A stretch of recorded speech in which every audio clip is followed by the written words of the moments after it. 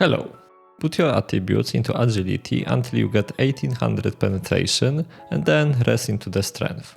Then get a reforged Carnifex set with high leadership and health, or the epic set if you can afford it. Get a Nodachi with high slashing penetration and damage in that order.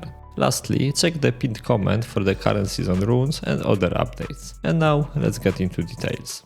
Most Nodachi skills provide Bloodlust. Each stack of Bloodlust adds 2% of lifesteal and 3% damage reduction. At 5 stacks, they get converted into Bloodbath, which grants you 30% lifesteal, 25% damage reduction and 15% movement speed. And you can keep stacking, so with Bloodbath and 4 stacks you get almost 40% life drain. Lifesteal is a core feature of Nodachi and your whole gameplay revolves around it. You want to put yourself in a situation where you can out-heal damage taken and retreat when the risk of dying is too high.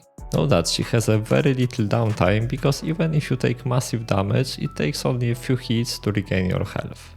You have to be aware of how many Bloodlust stacks you have and, if possible, prepare them in advance. You are the strongest when your Bloodbath is active, so having 4 stacks before you jump in is crucial. Keep in mind that as an attacker you can hit the gate at the start of the match to get 4 stacks. Nodachi basic attacks have special buff called combo strikes. Chaining basic attacks give you 40% damage reduction against T4 and T5 units. It's very brief, but it will prevent some damage here and there. Additionally, your 3rd and 4th basic attacks have 25 and 50% bonus lifesteal and push back enemy units. It makes your basics very strong, and the pushback allows you to stunlock cavalry without using any skills. Speaking of which, at the time of making this video, every single skill is viable. I'll briefly go over them and explain what they do and what are their pros and cons. I will also put skills which I used recently in the pinned comment. Know that every offensive skill has additional special effects if you use it during Bloodbath. Samurai March allows you to perform 2 independent strikes with medium damage. By independent, I mean that you can aim the second one in a different direction. Each hit gives you 1 Bloodlust stack and the second strike knocks down enemies. It's pretty good skill if you want to keep enemies on the ground or if there are meta units which stack very densely. I use it a lot when Shield Maidens or Onimusha were a common sight. On the other hand, Samurai March has a very small hitbox, so it might be hard to land it on heroes if you don't CC them. It's also weak against cavalry because you have to land the second hit to stop them. When used during Bloodbath, it gets increased armor penetration and block break. The next skill is Fearless and Steadfast, quick strikes with medium damage. It grants you 1 stack of Bloodlust and CC recovery including concussion. When used during Bloodbath, it also gives you 2.5 seconds of CC immunity. It's the best recovery skill you have and I highly recommend it to new Nodachi players as it's useful in every scenario. Bloodthirsty is the only skill I consider a must-have for every Nodachi. It's a low damage dash which recovers you from CC and knocks down enemies. It has a very narrow hitbox, so it might be difficult to land. However, it's the only gap closer at your disposal, so you just have to learn it. It grants 1 stack and increases your defenses during Bloodbath. Remember that it's also your only escape tool, so don't use it if you don't have to. Tiger Claw is your highest damage basic skill. You make 2 slow swings with a very wide hitbox and knock back enemies. It's a very strong CC because it can easily interrupt enemy skills, stop charges, stun units and so on. Tiger Claw gives you 2 stacks and additionally each swing heals you for 900 HP.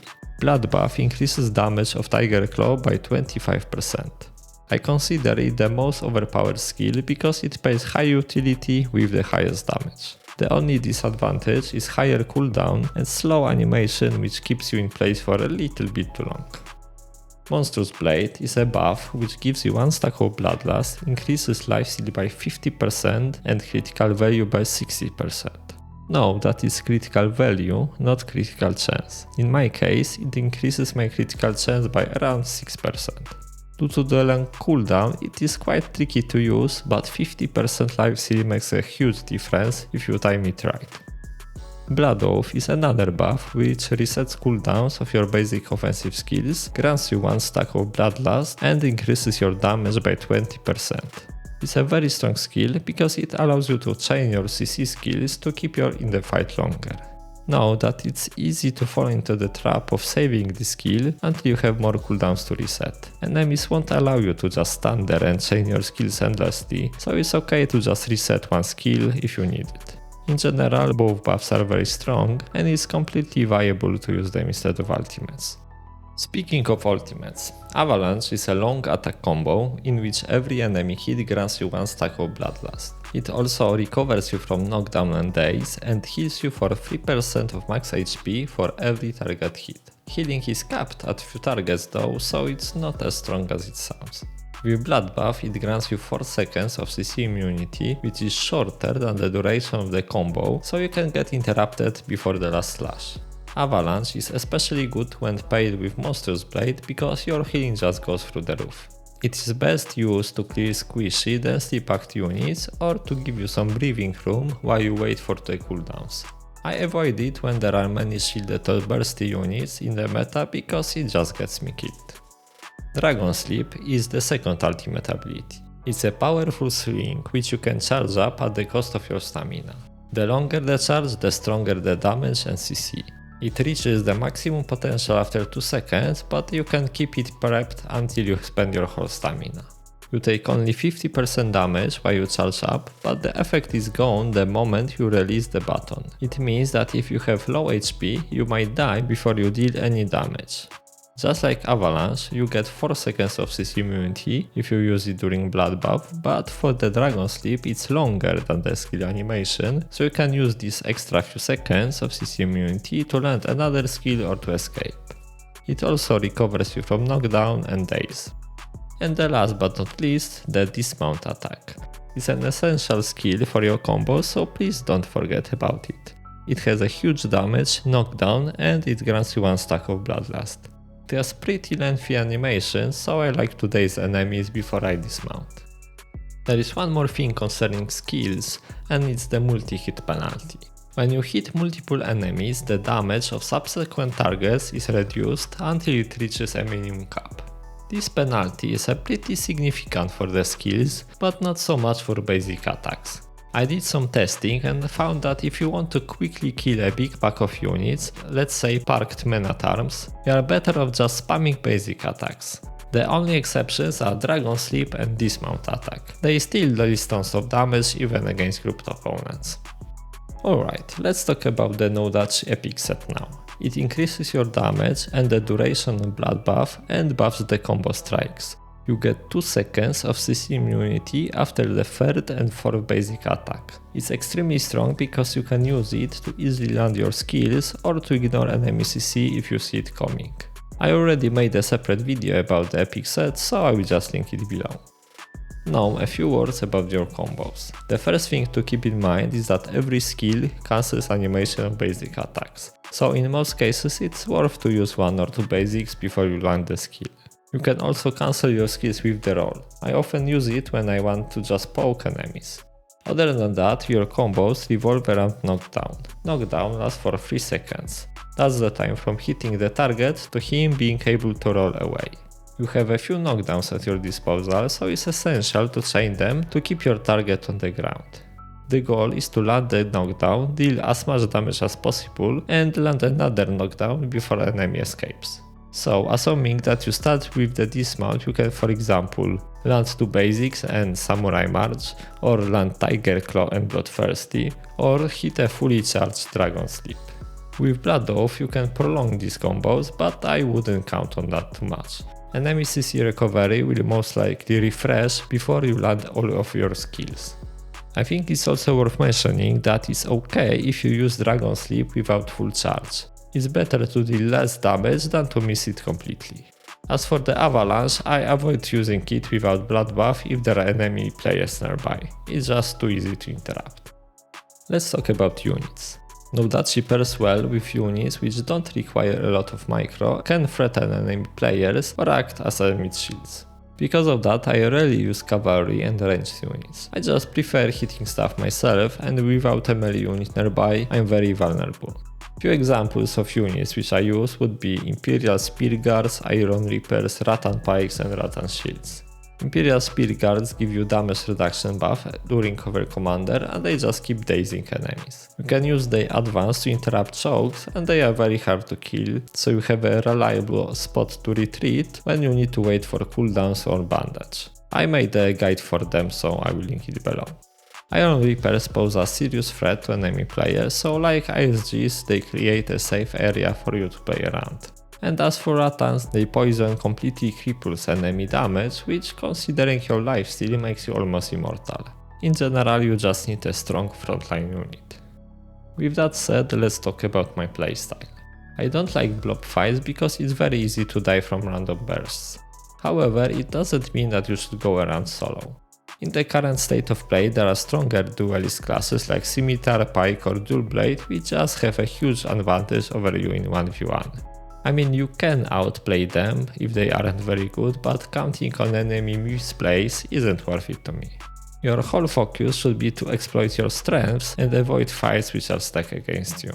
For example, let's say you get jumped by a Scimitar. He will stun you, then choke, then concuss, which you might or might not block. You cannot use any skill during his combo because his animations are faster, so if you try he interrupts you. After the concuss you can CC him and he will most likely jump away. At this point you can try to keep fighting, but if you miss your CC you lose. On the other hand, you can just go the other way and farm some units, lifesteal your HP back and maybe jump some other players. Guess which option is better. My main goal is to deal as much damage as possible without dying. It means that I focus on hitting grouped up units, diving high value targets like Falcos or artillery, interrupting enemy charges, especially the cavalry, and on getting favorable trades with my troops. The not dying part is crucial though. You can go aggressive if you have 0 deaths, but if you keep dying you spend more time on death screen than in game. It's really about balancing risk and reward. If I see some unattended units passing by, I jump them. If I see a cavalry charge, I jump it. If I see a unit with backs turned to me, I jump them. If you kill 1 or 2 and damage the rest, it means that they will be weaker in the coming fight or the enemy will have to waste time on healing them up. If you see that enemy players come to stop you, you just leave. You really don't have to get last hits on anything. There is a lot of hard CC and the burst damage nowadays, so staying in one spot is way too risky. Always be aware of your surroundings, and if you see some threat coming, then back off and reassess your situation. Maybe there are better targets nearby, or you overstay and you are alone against the enemy, or maybe you had your whole team just behind you and the threat isn't that threatening anymore. In most cases, it's better to back off for a second than to die for a few unit kills. That's why it's crucial to play with melee units, because they give you this safe spot to back off for a second and think. As for unit kills, remember that players respawn and units don't. If you have a choice between maybe killing a hero and killing a bunch of valuable units, then choose units. Okay, let's sum this up. You need 1800 slashing penetration and then you can go for strength or toughness. For weapon stats, you should focus on in order: slashing penetration, slashing damage, agility and strength. The toughness, critical value and critical damage are nice, but only after you get your priority stats. For armor, get the epic set if you can, otherwise stick to carnifex. You want to focus on leadership and health. Every skill is viable, but Bloodthirsty is a must-have. You can experiment with the rest to fit your playstyle. As for units, get something which can protect you during the fight and isn't micro-intensive, so something tanky or with CC or with big damage. Try to chain your skills to keep enemies on the ground and wave in some basic attacks where you can to increase your damage. Don't chase and don't stay in one spot to avoid being focused down. Avoid fighting duelist classes and focus on killing their units. Alright, I think that's all. Remember to check the pinned comment for future updates and feel free to ask if you have any questions. And if you are still here, then you might as well leave a like and subscribe. Thank you for watching and see you next time.